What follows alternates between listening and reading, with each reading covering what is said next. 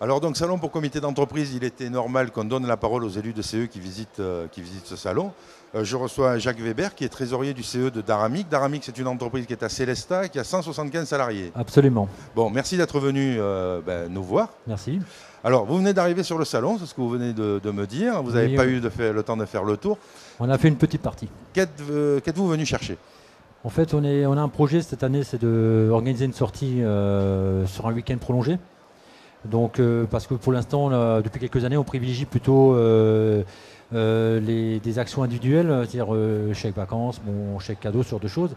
Et on a certains salariés qui commencent un petit peu à se plaindre de justement qu'il n'y ait plus ces organisations où ça rassemble les salariés en dehors du contexte de travail. Alors là, vous êtes en train de me dire que le côté individualiste qui était bien installé depuis quelques années... À un moment donné, c'était le choix des salariés, oui. Ah, mais ça, c'est bien. Oui. Ça redonne au comité d'entreprise la raison d'être qu'il avait au début, c'était animer la communauté de travail. Absolument. Donc chez vous, les salariés peuvent partir un grand week-end ensemble. C'est le but, c'est d'organiser des sorties sur un long week-end. Et alors faut dire que c'est un peu compliqué parce c'est une entreprise qui tourne 24 sur 24. Vous êtes en 3-8. Et donc on a du 3-8, du 2-12 et des gens de journée, donc il faut composer avec. Alors un grand week-end, c'est quoi? C'est un départ en avion ou c'est... Alors pour l'instant on n'est pas arrivé à encore se fixer par rapport au budget bien sûr. Hein, parce que voilà, les budgets d'un départ en avion ou en bus, c'est pas la même chose. C'est pas extensible. C'est pas extensible. Donc on essaie de voir si on peut encore faire quelque chose cette année. Sinon, au pire, on reporte l'année prochaine, ça augmentera notre budget et on pourra plus participer pour un déplacement en avion, par exemple. Et sinon, tout au long de l'année, quelles sont les activités que vous faites? Quels sont les moments? Est-ce que vous avez fête des pères, fête des mères, Noël, etc. Alors, il faut savoir que dans le budget social qu'on a, on a des activités. En fait, c'est des salariés qui ont une passion, qui essaient de la partager avec les collègues. Et donc le CE, voilà, on a des activités sur la pêche, on avait des sorties karting, rafting, ce genre de choses. Donc pour aider ces gens-là qui prennent de leur temps bénévolement, qui ne sont pas des membres du CE, on les aide financièrement et pour organiser ce genre de manifestations et qui font profiter les salariés qui sont intéressés. Ah d'accord, donc là, il y a réellement un partage de passion, d'intérêt entre les salariés. Oui. Sinon, Noël, vous faites, j'imagine... Oui, on fait, depuis quelques années, on organise, déjà avant, mais là on a changé notre procédé de façon de voir. Avant on organisait des spectacles, donc on louait une salle, ce genre de choses, on fait venir un animateur, ce genre de choses, et là depuis quelques années on va à Europa Park. Europa Park. Oui. Fête des pères, fête des mères? Non, parce que on a les chèques vacances, on a des gros budgets, on a la billetterie, donc on a les bons chèques cadeaux fin d'année, donc c'est comme des gros budgets qui impactent quand même beaucoup le budget social. Alors, les vacances cette année? Donc les vacances cette année, c'est comme dit, on s'est pris un peu tard pour organiser quelque chose avant cet été, donc ce sera plutôt en fin d'année.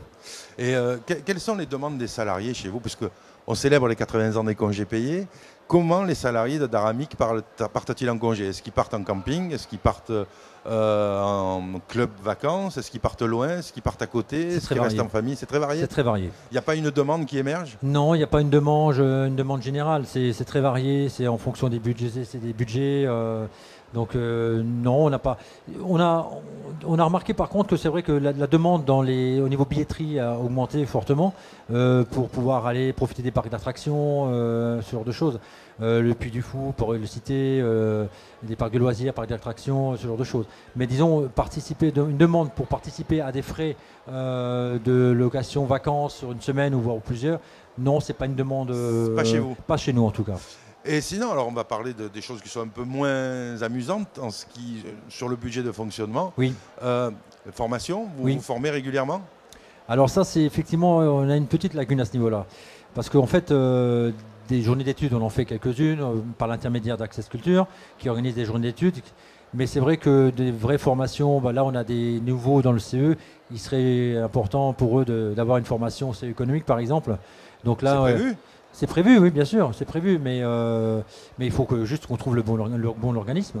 D'accord, donc le choix de l'organisme. Donc là, vous en avez quelques-uns sur le salon. Oui, il y en a quelques-uns, oui, bien sûr. Bien sûr. Les lois, Repsamen, etc., vous avez été bien formés? Vous avez vu qu'il y a un programme de conférences sur le salon? Oui, on a déjà eu quelques approches par rapport aux journées d'études organisées par Access Culture. On se documente bien sûr par rapport à ça. On a aussi des informations d'un point de vue syndical. Donc oui, on a des informations. Après, dans le détail, c'est vrai qu'il y a des choses encore à améliorer. Alors, ça fait combien de fois que vous visitez le salon? Ça fait longtemps, vous êtes un habitué?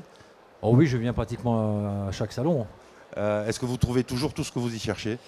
Alors, je dirais que, comme disait la personne qui est passée avant moi, c'est vrai qu'on a tendance à retrouver toujours les mêmes stands en fait. Il n'y a pas vraiment de nouveautés, quoi. Mais bon, pour nous, c'est pas vraiment un gros problème, dans la mesure où on travaille déjà avec beaucoup de partenaires déjà qui sont régulièrement au salon et on a déjà des idées bien précises de ce qu'on cherche en fait. Donc, c'est pas vraiment un manque pour ce qui nous concerne. Voilà, c'est-à-dire que de manière récurrente, les élus de CE nous disent je cherche la nouveauté, mais ils savent tellement ce qu'ils veulent que finalement on ne sait pas bien si c'est la nouauté ou quelque chose de tellement précis. Alors je dis qu'ils pas, risquent c'est de pas pas le trouver. inintéressant. Par exemple là, je viens d'apprendre que par exemple j'ai rencontré quelqu'un qui a un stand de la volerie des Aigles, et là je ne savais pas qu'ils organisaient des séminaires, enfin des journées privées de groupe avec comment dire des journées attractives. Et où nous on pensait que c'était juste une vente de billetterie pour une journée là. Mais c'est vrai que là on a appris quelque chose. Ah là il y a une nouveauté. Là il y a une nouveauté par contre. Alors peut-être que les exposants, c'est un peu une référence à une autre vidéo qu'on a enregistrée ce matin avec Rémi, devraient faire le focus sur leur nouveauté, parce que c'est peut-être les exposants qui parlent le moins bien de leur nouveauté, je pense. Je pense qu'il y a un manque d'information, effectivement, de communication par rapport à ça. Bah écoutez, merci de nous avoir émis ces idées. On va les relayer aux exposants en général des salons CE, puisque le Salon CE de Strasbourg est un des 55 salons que nous faisons. Et puis peut-être que nos exposants, la fois prochaine, vont faire en sorte que vous disiez qu'il y avait plein de nouveautés avec les mêmes exposants. Merci Jacques d'être venu nous voir. Merci beaucoup.